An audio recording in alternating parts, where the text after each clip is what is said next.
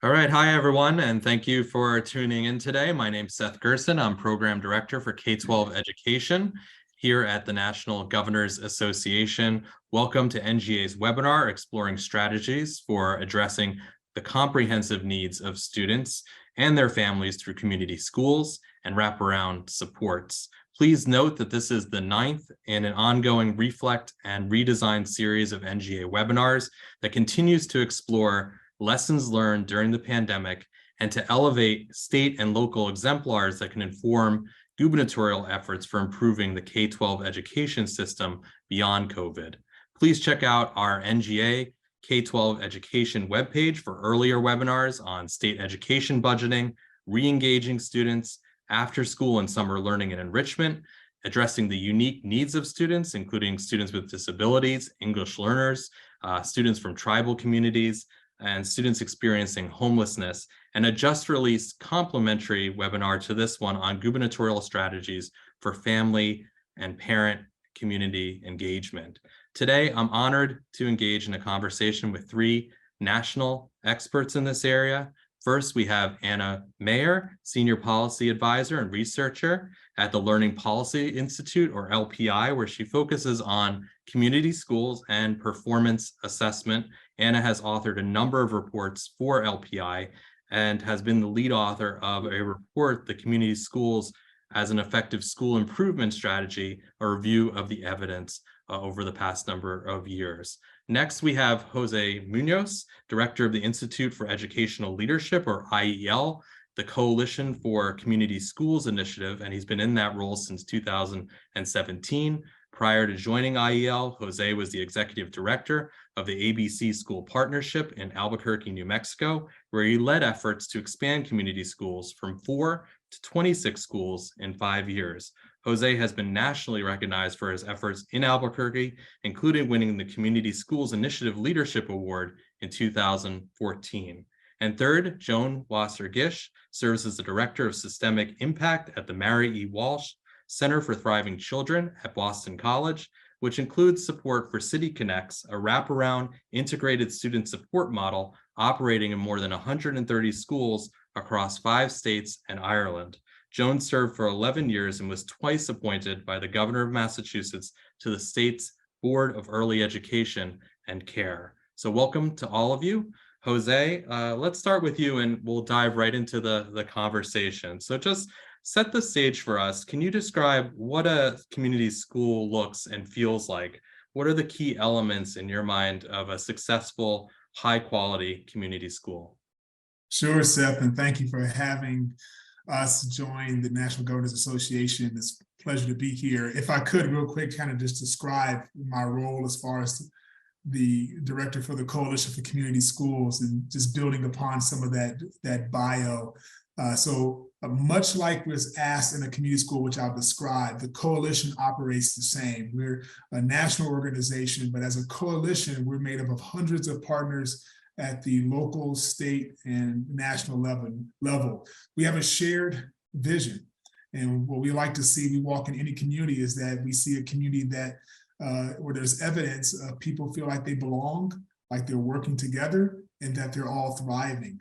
That's actually the vision of the coalition. So the vision of the coalition isn't actually community schools. Community schools is what we'll use as a vehicle to strive for us to get there. And so why community schools, as you ask me in this question that you have here? Well, as we define it as a coalition, community schools is really a local engagement strategy.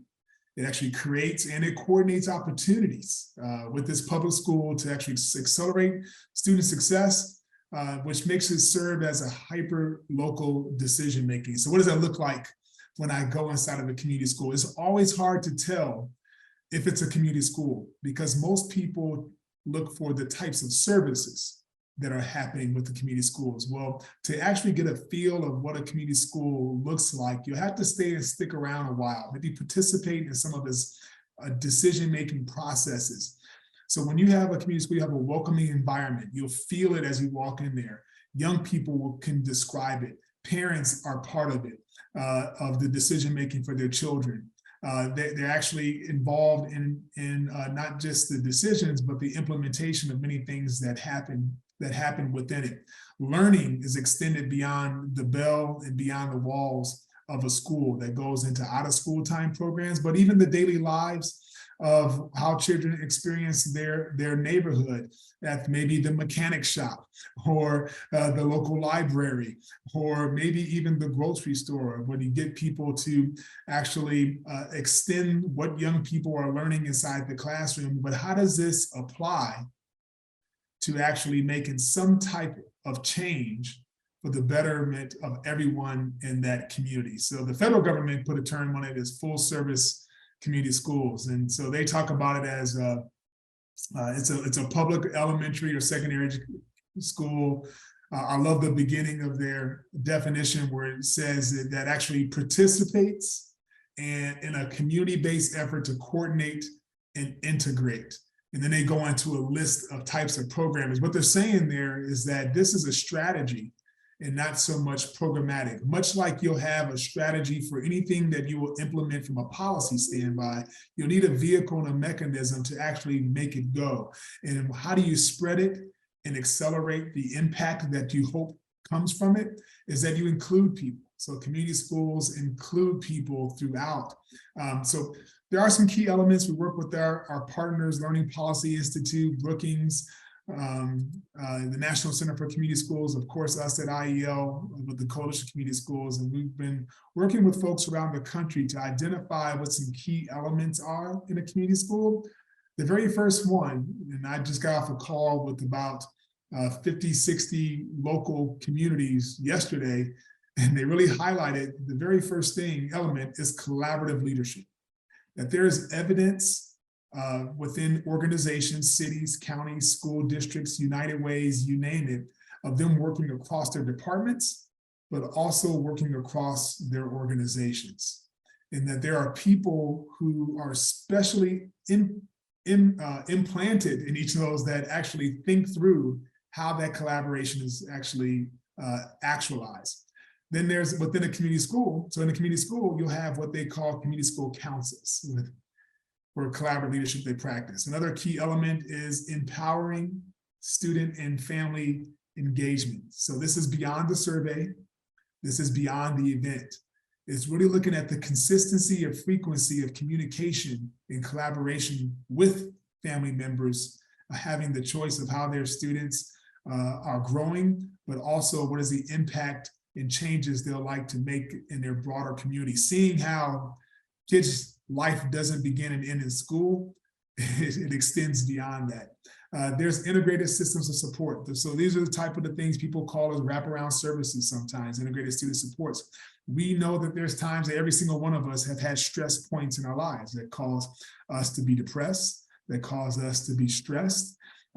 We know that there's times where we may have faced financial burden, but integrated student supports are key to help us navigate and meet people are with their stress, but not to keep them there, but to also put the opportunities in to build us up so we don't stay stuck there. So with that, another key element is expanded and enriched learning opportunities. Many times people refer this as solely as out of school time programs, but it's much more than that. It's how do we expand and enrich what young people are learning, and how does that get implemented in those out of school time programs, but other activities. So it's really another key element, really looking at how the community is connected intricately with the classroom instruction. And then finally, when you feel and you put all that together, you get a key element of feeling where there's a culture of belonging and safety and care. How they do it over the years, back when I was local, I had a good chance to participate with the coalition, bringing together over 100 different places, urban, suburban, and rural. And they codify all of that learning into a set of standards. The coalition has it on their website now, community school standards. And what they're designed for is actually to engage and support the community schools movement as a standards-driven, evidence-based strategy to promote equity and educational excellence. So what's in there, it has three main objectives in those standards, and it's pretty much is for those who are new to just kind of guide their implementation. For those who are already doing it, just to assist them in getting deeper in the quality of practice they have and document some of their outcomes. And finally, just to give us some consistent language and frameworks around technical assistance, research, funding, and policy. That's being looked at now, and through the work of the partners I mentioned earlier, we hope to codify some of this and blend that to make it easier for folks in the governor's roles and whether it be state, local, or even federal, to kind of guide that. But what makes it stick, right? So in governors' offices and in their departments of education across all their agencies and departments, they provide tons of funding and support with great intentions of supporting those who need us most, but also elevating them as well too. So what we learned from engaging the hundreds of communities that we work with and talk to on a monthly basis are some key functions to build a system of community schools. And so one of the things is that we all got to have a shared vision and make that vision a results-based vision. So such as all students attend school regularly, maybe, and maybe one of those things. But the next function will be really looking at the data and the evaluation. Let's start with thinking about that. A third function will be how we finance and develop the other resources necessary to support a system of community schools, which means and leads to another function is how we align across our departments, but also in functions, but also how we align and integrate with those implementing. And then that leads us to another function, policy and practice. And of course, we need to make sure folks are always skilled up. So professional development and technical assistance. And finally, I'll tell you that that constant community engagement. Thomas Jefferson has a quote I often use when it comes to this work in elected officials. It said a strong democracy depends on a well-informed electorate. So imagine if you had a growing number of public schools, which has the most communication power in any neighborhood because it has the list of names and homes where people live. And they begin to co-create community solutions for whatever stresses they may be going through and how that can inform policy and public officials on how they provision the programs. We'll start seeing greater efficiency. We'll see the more accelerated effectiveness of the funding streams, but we also see it become more equitable. Thanks, Jose. It's really helpful. And I love how you talked about it as a vehicle, as a community hub for students and families and youth, and this vehicle for cross-agency collaboration, for collaborative leadership. Really gave us the feel of what's happening in a community school, not just from a programmatic way, as you said, just as a vehicle for some of these other areas that you're trying to draw in from the community. And I want to move to you and talk a little bit about why this is important. We're talking about community schools, but what has your research shown and research from the field shown about the impact of community schools for students, educators, and families? Sure, I'm happy to tackle that. When you were introducing me, you mentioned a report which came out in 2017, which was a collaboration between LPI and the National Education Policy Center. And we were doing a research review of the community schools evidence base. So we looked at over 140 studies, which included City Connects as some of our evidence, which I know Joan will be talking about. And I'm going to share a downloadable resource. We have a research brief for anyone who wants to read the full report. We have a research compendium. So there's, a ton of evidence there to dig into. I think that what we really found is that there's a wide range of benefits associated with community schools. That includes both shorter-term benefits, things like increased attendance rates, improved grades, especially in mathematics, and improvements in students' attitudes towards school. We also found longer-term benefits, such as improved test scores and increased high school graduation rates. And in some cases, these benefits helped to narrow the achievement gap for low-income students, English learners, and students in special education. So I think that's just incredibly important from an equity perspective, to see that these interventions, when they're thoughtfully designed and really attending to equity, can help to narrow the opportunity and achievement gap. We also found a cost benefit savings of up to $15 for every dollar invested. So I know from a policy standpoint, this is so important that there are some upfront costs associated with this strategy, but there also are some real benefits and savings accrued from, the point that Jose was making about increasing efficiency and access and engagement, that this strategy brings in many resources to the education system. I also wanted to flag another resource that I will make available to share, which is that the RAND Corporation has conducted a recent evaluation of New York City's Community Schools Initiative, and that's the largest district initiative in the nation. So there's over 400 schools that are part of that. And they really found a confirmation of many of the benefits that I just cited. So they were comparing community schools in New York City to similar schools, and they found just a lot of those benefits around, significantly higher graduation rates, different elements of student achievement, especially at the elementary and middle school level. They found that chronic absenteeism was significantly lower. So I think that these are just really, really important benefits to consider. And then families often report feeling more engaged and welcomed in community schools, which of course, as Jose was describing, that's a core element of this work. And there are also some reports that educators are more likely to stay at community schools. So we see increased retention rates. I think this is an area that deserves a lot more research, because that is grounded in a relatively small set of data. But we really hear from teachers that they feel so supported in these schools, and that these are places where they want to stay and teach.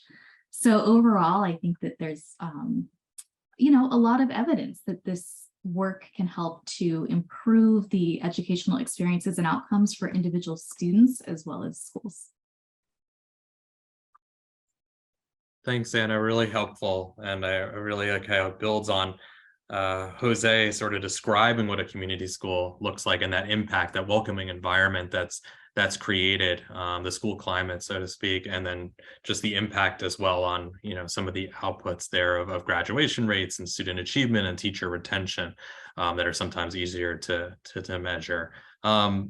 Joan, I want to turn to you. We've sort of dove right into community schools, but we know there's a lot of different wraparound supports out there in being used among schools. Can you talk a little bit about what quality wraparound supports or integrated student supports look like, and why is this critical for students and families and educators? Thanks so much, Seth, and to the NGA for today's conversation. I'm really thrilled to be with Anna and Jose for this really important discussion. So I also want to build out a little bit on the brief bio that you offered, just to emphasize that our center here at the Boston College Center for Thriving Children, yes, we incubate City Connects, we support the implementation of City Connects, but also we study City Connects deeply, not only to continuously improve that particular program, but really with the goal of much more broadly informing everyone's understanding about how and why to better address the comprehensive needs of all students, and how we can do that effectively both inside of a community schools model. As Jose mentioned, integrated student supports is a key pillar of the community schools model, but also inside any school that's engaged in student support. And so we're also really interested in focusing on best practices and in supporting schools and districts, as well as policymakers, to enable widespread, effective integrated student support for all students. So what do we mean when we talk about quality? We really want to think on two dimensions. One, we want to think about the what. What types of services, supports, resources, relationships, and opportunities support kids' healthy development, support readiness to engage in school, readiness to succeed academically. And that's usually a wide range of ensuring, nutrition, access to healthcare, dental care, mental health care, after school opportunities, whether it's specific programs or sports or arts or theater, and really thinking about how to leverage the existing social services infrastructure in support of children and their families. But Jose started to point to the fact that this is not just a program, it's really a question of strategy. It's how you do it. And this is the critically important piece for policymakers to understand. How you do this work matters. It matters to whether or not outcomes are achieved for students. And so one of the things that we are learning is what constitutes best practices. And we recently had the opportunity to convene a phenomenal group of both researchers and practitioners from all across the country. Anna was part of it. We had community schools practitioners who were part of it, the National Center for Community Schools who was part of it, but also other practitioners and other researchers who were able to form consensus and put out national guidelines for integrated student support that help give practitioners a roadmap and a deep understanding of what constitutes best practices. And also, we've just released a policy brief to really help policymakers understand the implications of those guidelines for identifying quality and supporting high quality implementation in the field. So you also asked, why is this strategy so important for students, educators, and families? For students, as Anna started to describe, what we're learning is that when this work is done well, you can transform students' learning and lifelong outcomes. Students who get this kind of comprehensive support in elementary school have better effort, better grades, better attendance. They are also, once you follow them throughout their school careers, long after they leave the intervention, they are closing up to 2/3 of academic achievement gaps on standardized tests. They are about half as likely to drop out of high school. They are significantly less likely to be chronically absent. And we even know now that kids who get this in elementary school are more likely to enroll in and complete post-secondary programs. It can really have transformational impact. For educators, Anna started to describe a lot of what we're also learning here, which is that educators talk about how they feel much more supported in their jobs. They feel like they have colleagues they can turn to when they see something that concerns them about one of their kids, who they take not only into their classrooms, but often into their hearts, to be able to turn to someone who can take action. If they see a child coming in flip-flops in the snow, a child putting extra snack into their backpack, there's someone who can work with that student, with that family proactively to address those needs. And that teacher feels like their kids are getting more of what they need to be successful. We know that teachers think that it improves their relationships with their students. They say that it increases their empathy, that it informs their instructional choices. And as Anna alluded to, we do have some preliminary evidence pointing to significantly improved teacher retention in schools that have a high quality system of integrated student support.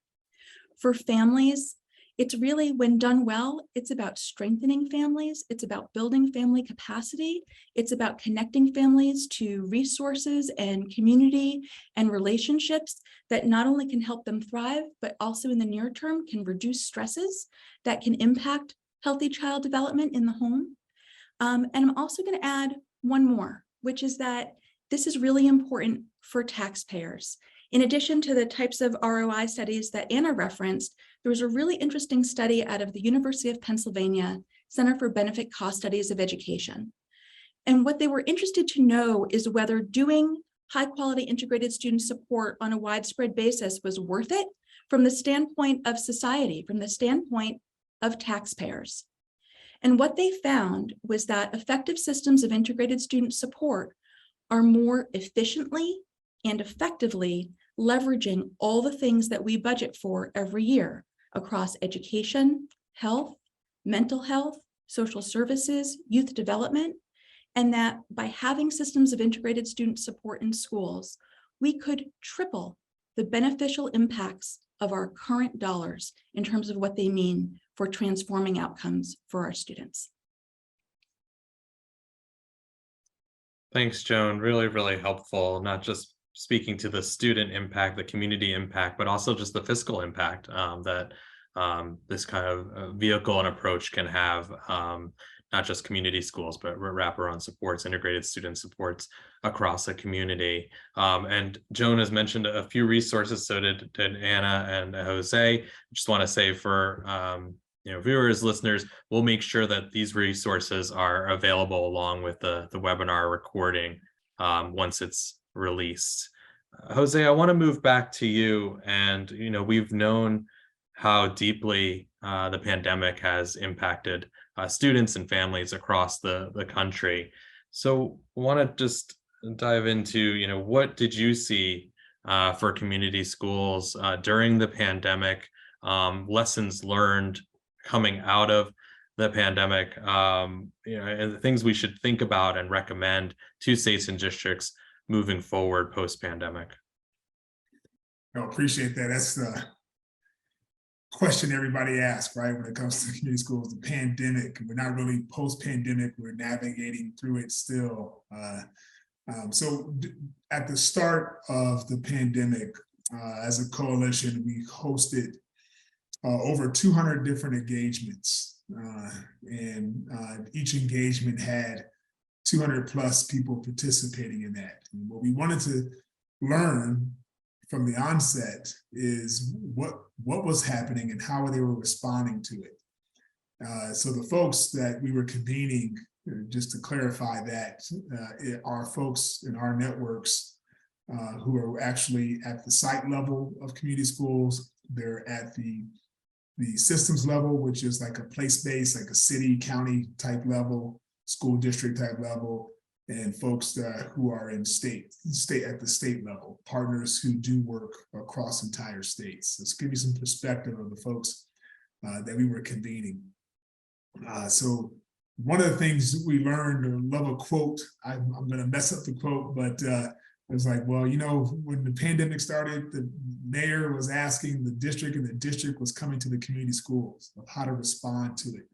What did they mean? What we learned from all that type of engagement is that because of an existing structure and framework and well-established relationships from the collaboration that Joanne and Anna all spoke of and myself spoke of, community schools were in prime position to engage, first of all, families who may have disappeared, but also support families during the time of the stress. We know that folks lost jobs. We know that schools are an integral place for people who are food deprived, actually get meals for their kids. We know that hospital visits were cut off as I sprained my ankle the first week of the pandemic and couldn't go to the doctor.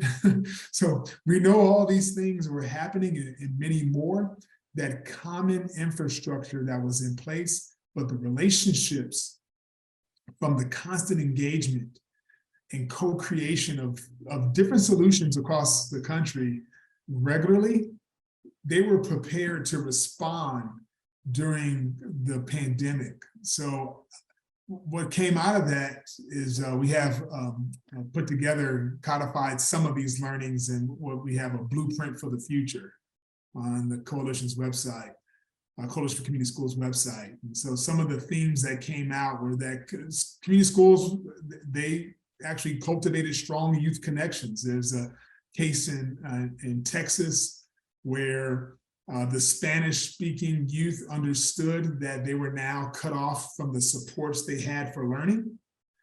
And so through the community schools, they mobilized themselves and began to reach out and started doing some peer learning with each other during the pandemic. Isn't that amazing? We learned that community schools, they had some trusting relationships with families that made it more flexible as far as the options of how they engage work, from families experiencing home emergencies and food emergencies. Because of those relationships, families not only became beneficiaries, but because of the relationship and their awesome responsibility they felt because of their participation all the time, they became contributors, reaching out to other families in a safe way to make sure that they were receiving some of the integrated student supports, as Joanne talked about, that they needed. But also, so that really helped out as far as community schools actually encouraging civic engagement, volunteerism. Who knew that volunteerism would grow? But with community schools, because of the structure of the partnerships that they bring in to collaborate and co-create with families and with educators for community-based solutions on the whatevers. They began we saw that community schools actually generate some ecosystems of collaboration because mayors were asking school districts and school districts were asking community schools and community schools were bringing together the partners and the families. Collaboration became more of an ecosystem rather than just a system where we can operate in our own individual systems where folks were talking. So we know, hey, I'll probably get the numbers wrong, but we know there's from all the different states that you all are working with, there's nearly over 600 tribal nations. There's nearly 1,000 community colleges and 5,000 universities, and we know there's about 13,000 school districts, about 19,000 municipalities, about 3,000 counties or something. So how do you create this ecosystem, right? That's the big magic question. What states can do, not to have to own it, but to actually can be a catalyzer of it, is one, make sure that the special person that is needed to facilitate this collaboration at a school site, we call them a community school coordinator, make sure they're not worried about their job. Like, it's your job to increase the leveraging of these resources. Anna did a great job of highlighting the one for every dollar invested, $15 social return of investment. We did a similar study in Albuquerque, New Mexico, where every dollar we invested is a $7.11 return of investment as well too. And so that position leverages all those partnerships, but you could actually calculate that, as Anna pointed out, as a return. So let's make sure they have a job. So funding full-time community school coordinators, that is their job. And then two, enhance the school level collaboration. So we know that educators and principals, we go to school to become educators. Doesn't mean we go to school to become collaborators. So how do we reframe our professional development and spread that across a state? We can incentivize that as well for across the cross-sector collaboratives in creating this ecosystem. And then finally, at the state level, so you have many different partners who, and I'll even talk from a national perspective, many different national intermediaries who have state affiliates. But then also you have folks within states, in between communities. So bringing them closer together to accelerate the sharing and execution of best practices, but also the gathering, that quote I talked about earlier, the gathering of information from local places to better inform governor's offices, governor's administrations across agencies. So really helping develop state coalitions. So then we could build like this ecosystem statewide, coordinators at that level, the cross-sector leaders at that level, and then the state coalitions, where we could become more efficient and effective with our resources. Thanks, Jose. And I really like how you talked about the structure and ecosystem, and how helpful that was to have in place during the pandemic for, as you said, re-engaging students, the school meals that, was that emergency piece that had to get out to students in need, and even the medical care, but having that in place for being able to give back to the community in a time of immense change and immense impact for students and families. I really appreciate that. Anna, I want to move back to you, and Jose touched a little bit on this, on what states can do, but what have you seen states really advancing around wraparound supports and community schools during this time? What would you point to as some promising models and approaches, in addition to what Jose was talking about? And then just any challenges you've already seen or barriers that perhaps governors, states can open up as districts and schools are doing this work. Yeah, absolutely. As I was listening to Jose's recommendations about sort of what states can do, I was thinking this is an exciting time because a lot of states have already started to do these things. So I'm going to share a few examples, and I also put together a few PowerPoint slides that have a lot of this information too, because I know it can be a lot to take in all the details at one time. So I'll try to keep it high level.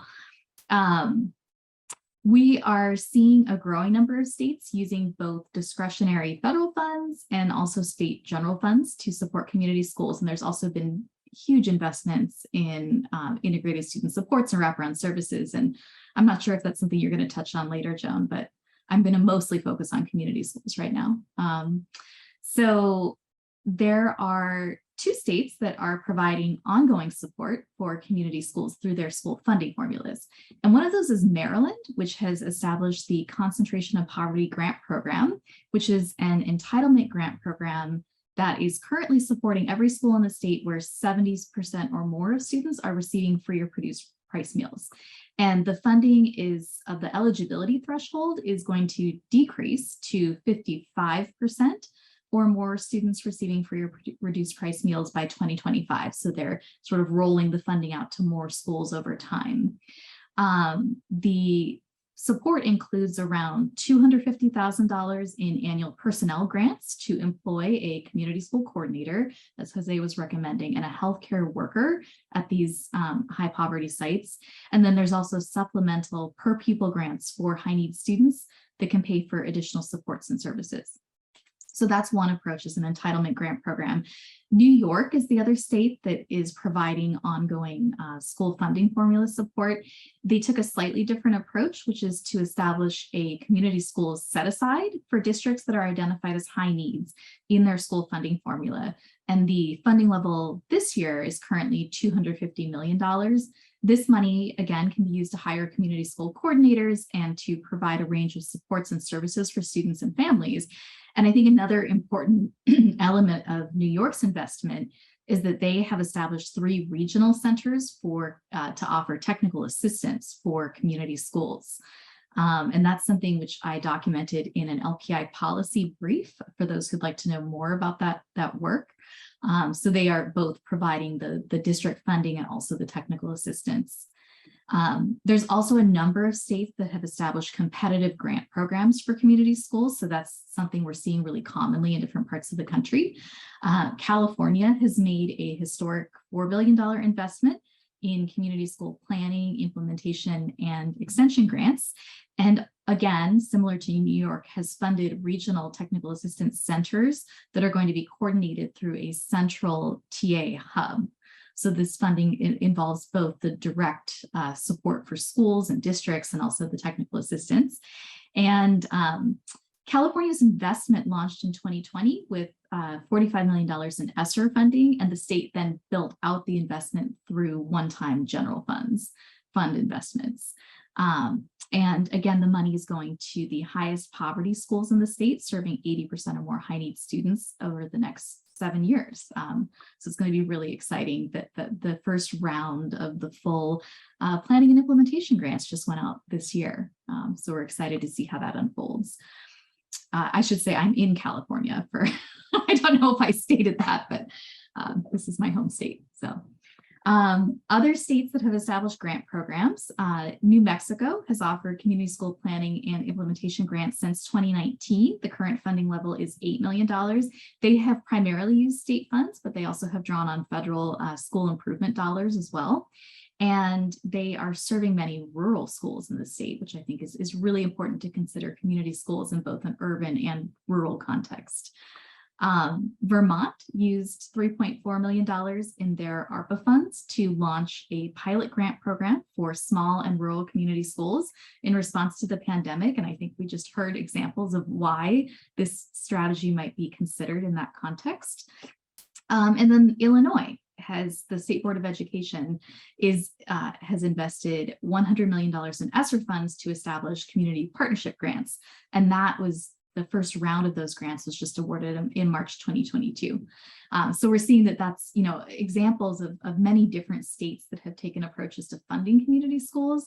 I would also just note that that's not the only way that states can support community schools. So, states can also provide support without direct funding. For one example is that the Georgia Department of Education has created a certification process for community schools, which is led by the Office of Whole Child Supports. And we've also seen states at various points, establish West Virginia at one point had the State Board of Education passed a resolution in support of community schools. Maryland, before it made its major investment in the school funding formula, had passed guidance, a legislation directing the state education department to provide guidance and support to local districts and schools to access federal funds. So there's different ways that states can be creative in the supports that they're offering. And in terms of some of the implementation challenges or barriers, I think we've heard in this conversation how complex this work can be. It's not easy to really transform the way that students and families and educators are working together in authentic partnership. There's also a lot of practical challenges that come with establishing partnerships. So, we hear about challenges with data sharing agreements and, how do you develop MOUs and, thinking about the legal side of things. And it also, as I mentioned, all these different funding sources, it can get really complex to figure out how to blend and braid different funding sources and dealing with all the different reporting requirements. And so I think that the technical assistance is so important to be thinking about for schools and districts to support the transformational changes that we hope to see. Thanks, Anna. Really helpful. It's always great to have specific state examples to be able to hear from, so governors' offices can see themselves in the work and the different ways to support this. So I heard you say about New York, California, Maryland, Illinois, Vermont, Georgia, West Virginia, all taking different approaches, but all with the common goal of expanding community schools over time. We had a chance a few years ago to visit New Mexico, and I remember one of the takeaways was how the governor, Governor Lujan Grisham, sort of created the space and environment and conditions for this work to happen at the district level. I know that's work that Jose knows well from his time in New Mexico.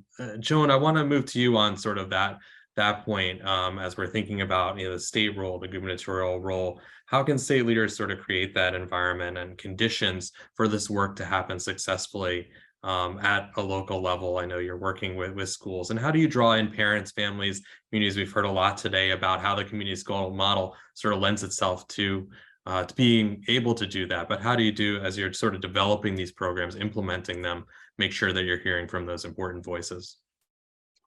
Thanks, Seth. So I really want to build on what Anna just shared and also make clear that integrated student supports is happening both within the community schools model and also outside of it. It was a phrase that was first used in the 2015 reauthorization of the Every Student Succeeds Act.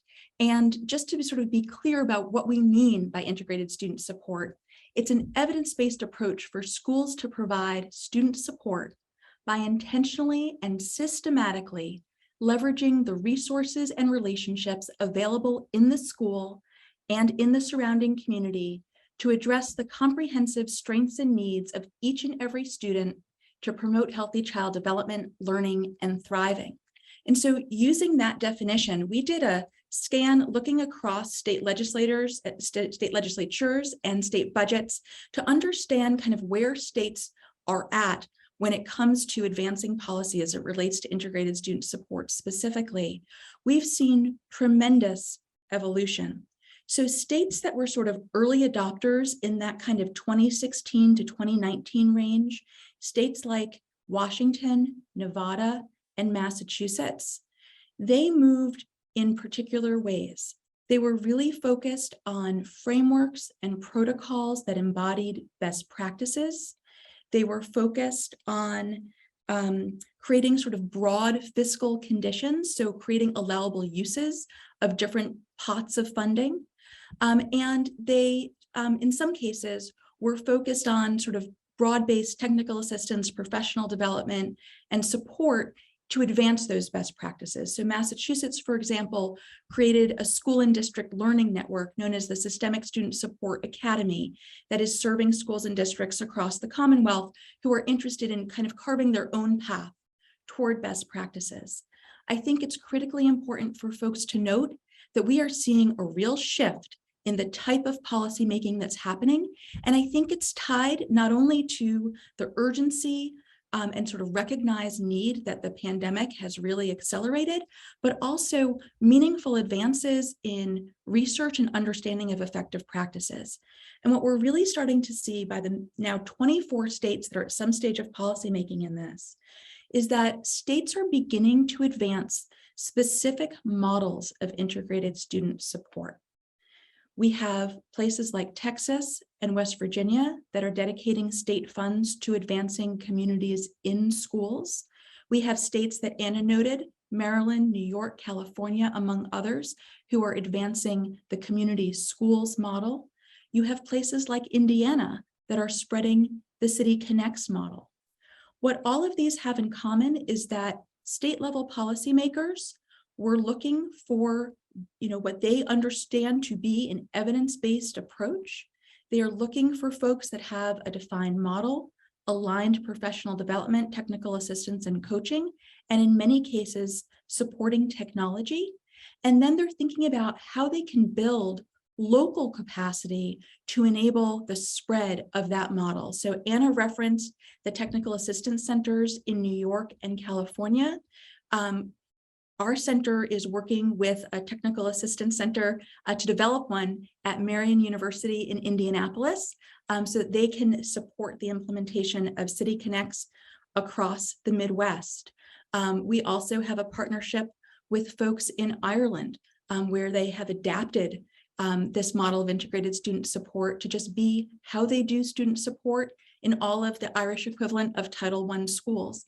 And so what we're seeing is an acceleration of interest in specific models, acceleration of interest in aligned technical assistance, and then also more directed sources of funding. So rather than making sort of broad pots of money available, we know oftentimes those are really spoken for. In many ways, it can be hard for schools to budget for what they may consider to be new or sort of transitional activities. These are often funds that are directed specifically at this purpose. You asked another really important question about engagement, how to build a process that is really engaging students, families, community members.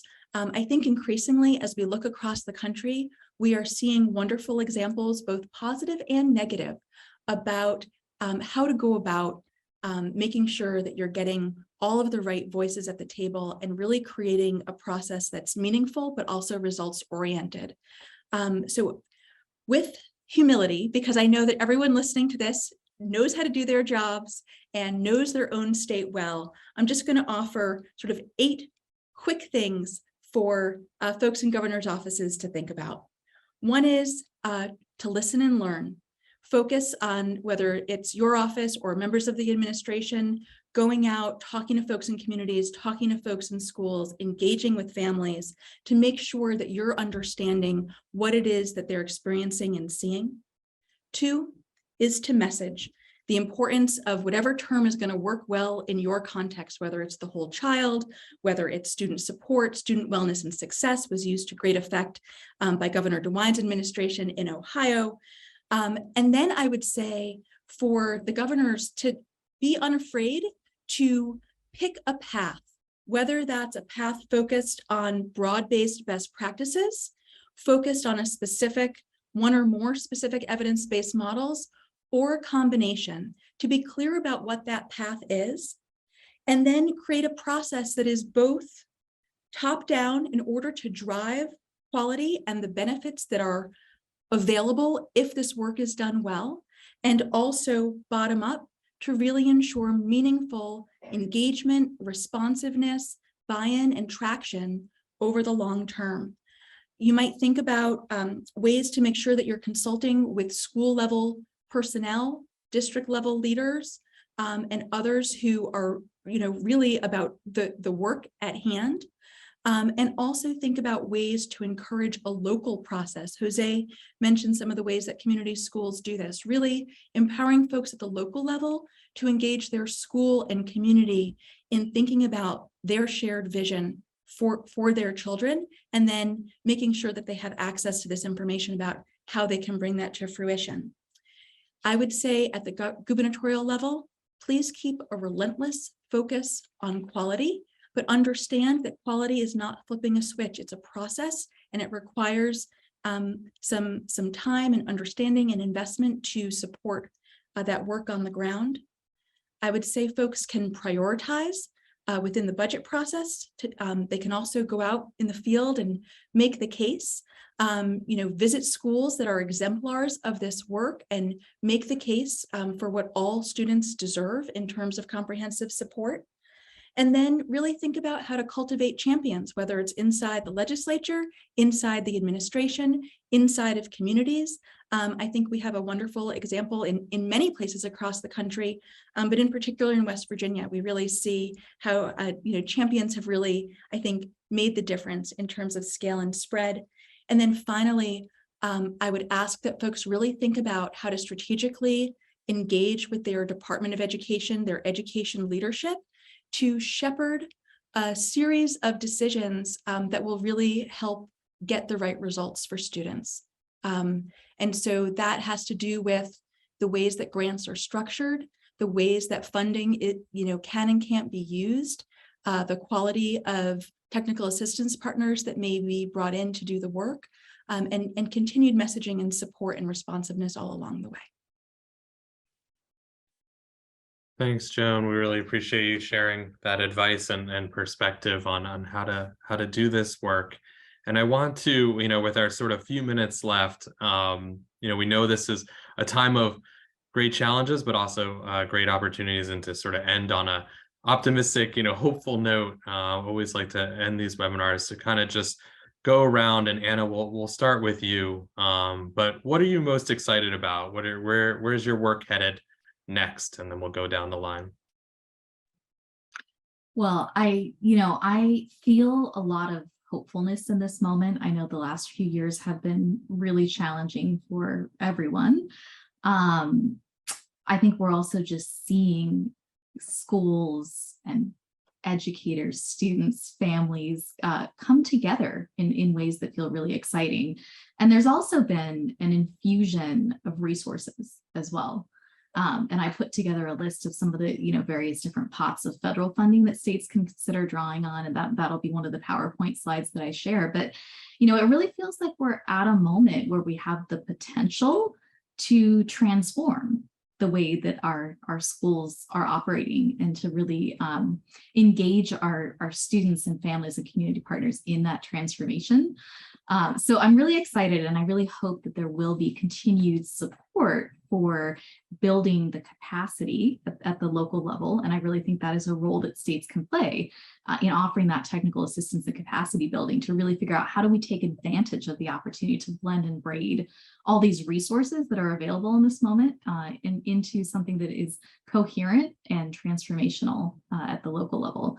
And I also want to mention, as well, as Jose was saying, the Learning Policy Institute has been collaborating with the Coalition for Community Schools, the National Center for Community Schools, and Brookings on a project that we call Community Schools Forward. And we're really coming together to have a conversation about how we are, what our shared definition of community schools is, and also exploring some of the costs involved. So we're really excited. We have some materials we're going to be sharing in hopefully early 2023. That are coming out of that project. And that has been a true community schools project, because we have engaged a huge national task force and tons of working group members. And it's been a conversation involving leaders in this space from all over the country. So we're really excited about the materials that are going to be coming out as part of that project. Thanks, Anna. Jose. Yes, in a time where we hear so much in the news about the divide of our country, this is one of those moments where this is something that unites us. So community schools has been accepted bipartisan across the country. There are states such as Arkansas that have Republican legislators who have adopted community school policy. I know Arizona brings them up as well too. Florida has allocations towards community schools. So this is bipartisan acceptance. So that brings me a lot of hope Seth, when you mentioned that in this movement, as far as how it's accepted, they may talk about it differently, but it is widely accepted for folks. So just to actualize some of what Anna was saying there, as a coalition working together with the hundreds of partners at the different levels I talked about earlier, we developed a strategic plan. And that strategic plan is really to build a critical mass of public schools that operate this way, and even intentionally focus on where the highest concentrations of young people who are experiencing the effects of poverty are. And that's school-wide Title I schools. Around our country, there's nearly about 25,000 of them. So we made a plan to grow community schools to 25,000 community schools. Now that is more than a big, hairy, audacious goal, which it is. However, because of the bipartisan acceptance of hyperlocal decision-making and being informing policy decisions, there's hope in that, especially if we look at where all of the funding streams that are going to young people to support them, especially those who need us most right now, whether it be philanthropic, federal, state, local tax dollars, are going to the children in these places, in these school-wide Title I schools. So the hope is that in a very short time frame, with the support of all the governors around the country, is that we realize this temporary moment that we have with some of the federal dollars we have, and catalyze the collaboration we spoke about today. You can do that right now, but you can also catalyze the collaboration to sustain it beyond this federal allocation. So I think that is a moment that I'm very hopeful in. Thanks, Jose. Joan, how about you? What are you excited about? Where's your work headed next? So like Anna and Jose, I really feel like we are in an extraordinary moment of opportunity.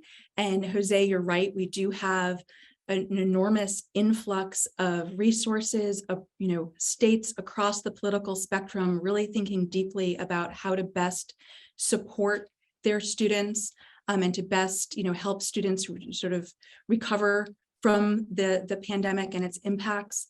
And I think with that, what a focus on the community schools model and integrated student support more broadly really offers is creating that kind of operating infrastructure that does the last mile, so that you're not just funding the service and getting it to the neighborhood or to the school, but ultimately you're getting the right resources, relationships, and opportunities to the right child at the right time, over time. That's the key. And the exciting part is that we know a lot more about how to do that. And we know that if you do that, you can actually have enormous beneficial impacts.